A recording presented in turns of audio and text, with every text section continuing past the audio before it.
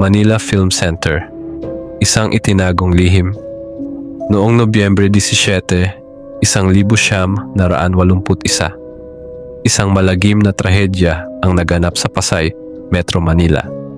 Isang pangyayaring pilit itinago sa mata ng publiko. Ang Manila Film Center, isang ambisyosong proyekto na dapat sanay magiging sentro ng sining at pelikula sa bansa, ay natapos sa pamamagitan ng matinding pagmamadali. At, ayon sa iba, pagpapabaya sa buhay ng mga manggagawa. Sa gitna ng konstruksyon, biglang bumagsak ang third floor. At sa isang iglap, mahigit 169 na trabahador ang natabunan ng bumagsak na bakal at quick-dry cement. Ang ilan ay agad na nawalan ng buhay, habang ang iba'y unti-unting nilamon ng tumitigas na semento, walang kalaban-laban.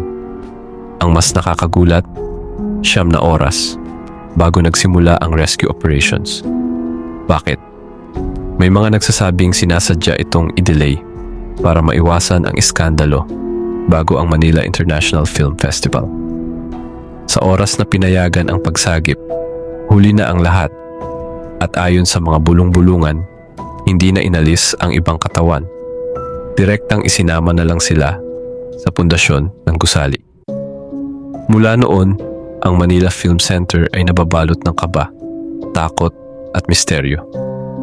Maraming nakakapasok ang nakakarinig ng mga sigaw ng tulong, iyak ng mga boses na hindi nakikita, at malamig na haplos mula sa wala. Ang iba'y nakakakita ng mga aninong gumagalaw sa dilim, habang ang mas matapang na sumubok pumasok ay lumalabas na nanginginig at hindi maipaliwanag ang kanilang nakita.